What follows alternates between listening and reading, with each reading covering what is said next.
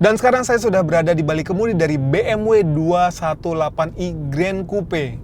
Nah, kalau sebelumnya saya udah bikin video first drive-nya ya waktu itu. Linknya bisa lihat di atas. Dan sekarang pengen tahu seperti apa sih rasa berkendaranya nih dari BMW yang harganya paling murah ini. Nah, jadi mobil ini kan harganya sekarang 811 juta. Itu dalam kondisi on the road ya. Itu harga termurah di antara semua line up BMW. Dan kita pengen tahu seperti apa kekurangan dan kelebihan dari mobil ini.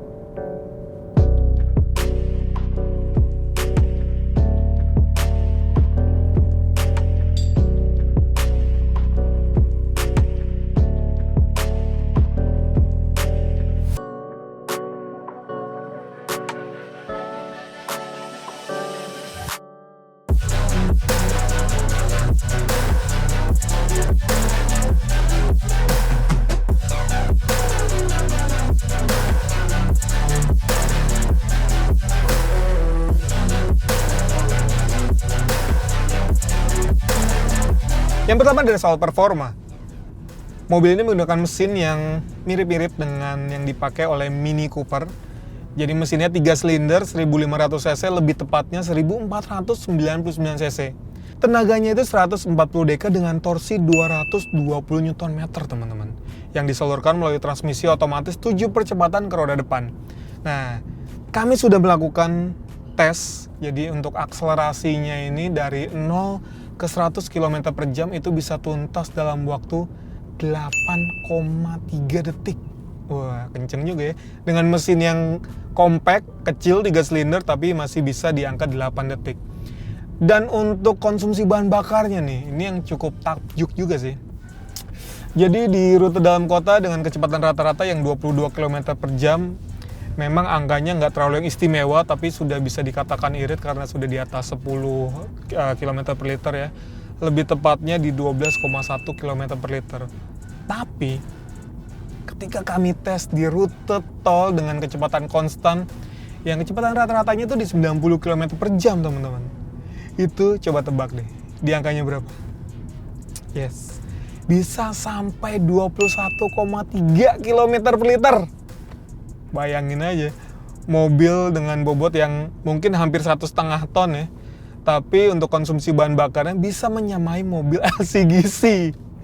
Wah, ini luar biasa sih, terutama untuk di rute tolnya. Karena juga ketika kita berjalan konstan di kecepatan 100 km per jam, RPM-nya juga cukup rendah sih, di 1800, sehingga konsumsi bahan bakarnya bisa seirit itu.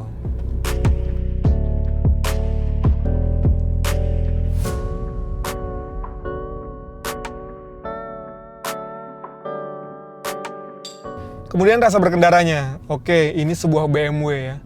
Jadi wajar aja kalau soal dari bantingan suspensinya itu agak kaku. Cenderung keras sih ya. Tapi sekali lagi ini BMW yang memang memberikan rasa sporty ketika kita mengendarainya. Ya, konsekuensinya adalah dengan bantingan yang keras ketika misalnya kita menemui jalan bergelombang atau misalnya ketemu speed trap atau jalan jelek gitu. Itu berasa banget sih. Tapi emang untuk orang yang suka nyetir, ini sih asik. Terutama dari posisi duduknya yang memang serendah itu bisa di-set. Ini sudah otomatis juga kan. Ini bisa di-set rendah banget. Udah gitu juga setirnya yang sudah teleskopik. Ini bisa sedekat itu dengan pengemudi. Dan ketika kita diajak manuver nih, ada mobil kencang sekali. Ini memang untuk handlingnya sih lebih tajam, lebih enak, dan setirnya juga terasa banget directnya ketika misalnya kita mau pindah lajur gitu ya, kayak gini. Tuh, kita kejutin gitu aja, nurut banget mobilnya. Jadi emang seenak itu sih untuk ngendarainnya. Dan juga secara tampilan kan ini sportinya dapat banget ya. Yang paling saya suka tentu dengan kacanya yang frameless sih. Jadi ketika misalnya kita buka kaca, lalu buka pintu, nggak ada frame-nya, itu kelihatannya keren banget deh. Udah gitu juga di sini ada mode berkendaranya, teman-teman, ada 3. Jadi ada Sport, Comfort, sama Eco Pro. Ini lebih kepada respons dari mesin dan juga transmisi. Jadi Kalau biasanya di BMW lainnya ketika kita berganti ke mode sport itu akan merubah sedikit suaranya jadi lebih ngebass. Kalau di sini enggak, suaranya jadi sama aja.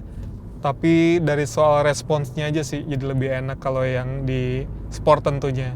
Tapi kalau mau lagi jalannya di kemacetan gitu ya, bisa pakai Eco Pro ataupun di mode comfort. Nah, satu lagi sebetulnya di sini yang bikin agak kurang nyaman kalau menurut saya, terutama untuk fitur idling stopnya ya. Ketika di sini tombolnya mati, artinya fitur ini justru menyala. Dan ketika misalnya kita lagi di kemacetan nih, kita mau berhenti gitu ya. Nah, meskipun kita belum berhenti secara sempurna, dia bisa mati nih mesinnya nih. Nih coba ya. Tuh. Mobilnya belum berhenti sempurna, tapi mesinnya udah mati. Ketika misalnya kita lagi kondisi stop and go gitu.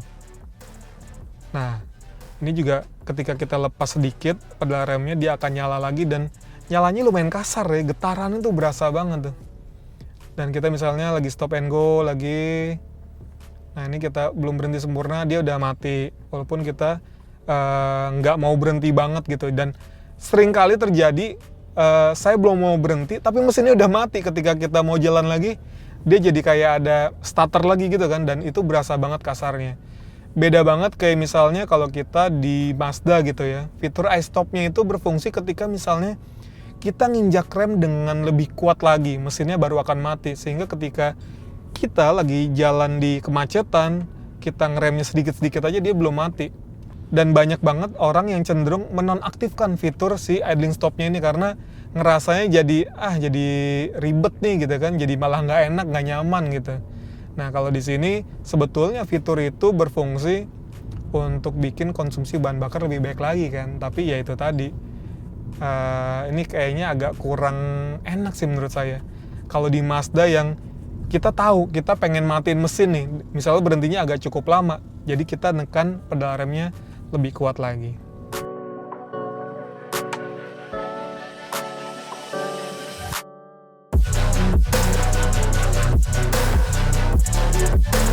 Walaupun jadi BMW paling murah, tapi soal fitur nggak murahan. Pertama, air gesture yang jadi ciri khas di mobil-mobil BMW juga masih ada. Kalau mau ngencengin audionya, tinggal puter-puter kayak gini, ya kan? Ya kan? Nggak mau? Oh, ini mau. Karena ini source-nya belum dinyalain, jadi dia belum mau ya. Nah, misalnya kita pencet ke media, lalu ke radio, kita kecilin aja. Oke, kalau mau gedein, kembali ke kanan tuh. Kalau misalnya kita mau mute, tinggal dua kayak gini, set. Nah, atau misalnya next. Nah, tinggal gitu. Jadi emang semudah itu untuk pengoperasiannya, meskipun kita masih ada controller juga di bagian bawah sini ya. Ini masih ada controller juga, tapi dengan adanya air gesture akan memudahkan pengemudi ketika sambil nyetir. Udah gitu, fitur yang saya suka juga, dia sudah dilengkapi dengan Apple CarPlay dan juga Android Auto yang sudah wireless. Nah, jadi ketika kita ngoperasiin Android Auto-nya, karena kan sekarang udah Android Auto itu udah kepake banget ya, Android Auto ataupun Apple CarPlay. Ketika misal kita mau nyari jalan, rute, maps gitu kan, tinggal aktifin aja di layar head unit. Jadi kita untuk visualnya lebih enak, nggak usah ngeliat-liat ke handphone. Kadang kita gantungan handphone gitu kan malah ngeribetin kan. Gitu. Udah gitu fitur-fitur lainnya juga masih banyak. AC-nya sudah dual zone juga, lalu juga untuk apa lagi ya? Oh iya, cruise control juga udah ada ya. Terus juga lampu-lampu sudah auto, dan juga ini sudah dilengkapi dengan park assist. Jadi dia udah ada park assist-nya. Sudah ada, kok nggak mau ya? Sebentar ya. Ini ada park assist-nya, juga ada reverse. Nah, ada juga reverse assist ya. Jadi ketika misalnya kita menemui jalan buntu nih, wah, kita harus mundur teman-teman ternyata. Dan dengan pakai reverse assist itu, kita nggak usah ngatur lagi setirnya, dia akan ngatur setirnya secara otomatis mengikuti ketika mobilnya datang. Jadi itu memudahkan banget. Dan ini juga ada parking assist-nya. Kita bakal nyobain, tapi itu di pemandangan depan ada apa ya? Nah.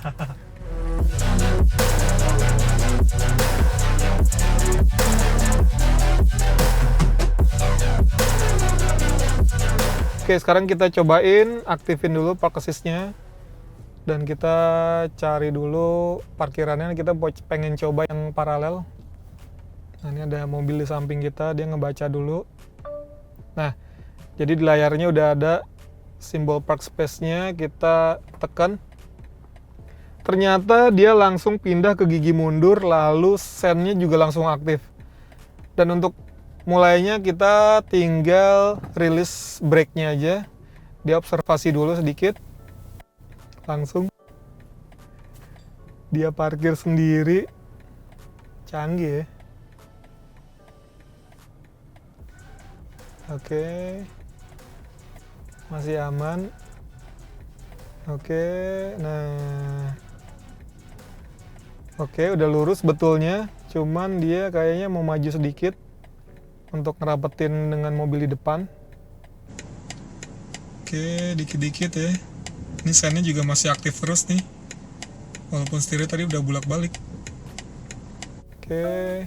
Nah, langsung dia ketika berhenti, parking brake-nya langsung aktif. Jadi mobilnya udah nggak bisa gerak lagi.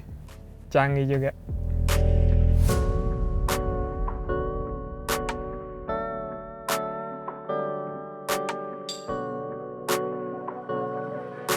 Nah, kalau di interior yang paling saya suka tentu panel instrumennya yang sudah full layar TFT, lalu juga head unitnya ini juga cukup sensitif untuk layarnya ya. Dan di sini untuk MID-nya itu juga menyesuaikan dengan mode berkendara. Jadi ada sport di situ, aura-aura merahnya, comfort pun juga begitu, tapi ketika kita pindah ke Eco Pro, jadi warnanya biru-biru kayak gitu, keren kan? Dan di sini juga sudah ada navigasi ketika misalnya kita menggunakan navigasi yang dari mobilnya, ini kita bisa lihat langsung di layar MID-nya. Udah gitu juga di sini kita bisa ngelihat G-force-nya ya, ketika kita nikung itu bisa kelihatan di sini. Bahkan kita juga bisa lihat untuk tenaga dan torsinya langsung dari panel instrumen. Ketika kita gas dia bakal naik sendiri tuh. Jadi emang sporty banget sih rasanya. Dan aura hitam dalam kabin ini bikin tampilan sporty-nya dapat banget. Nah, dan kalau kita misalnya buka kaca, ya kan, terus kita mau keluar, aduh asik banget kacanya kan. Frameless kayak gitu, seru sih.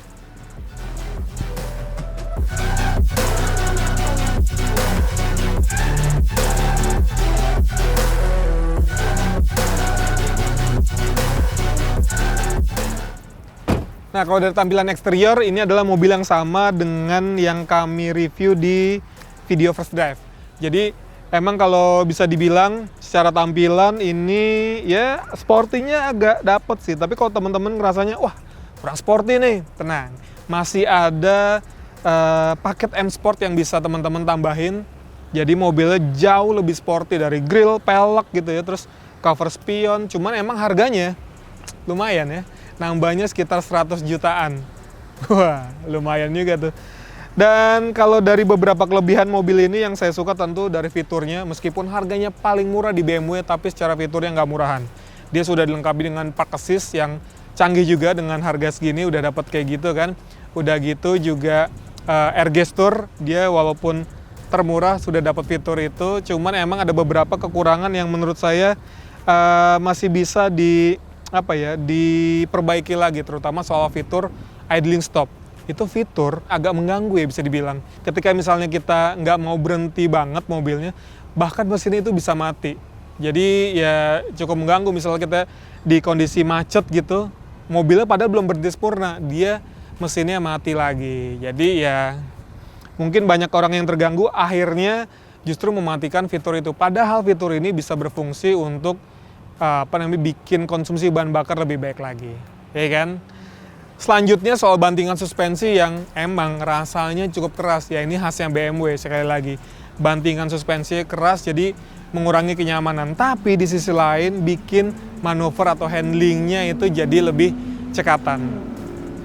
Tuh kan, berisik. Oke teman-teman, terima kasih sudah nonton video ini. Jangan lupa juga nih buat mampir-mampir ke Instagram kami di @anaktester_go.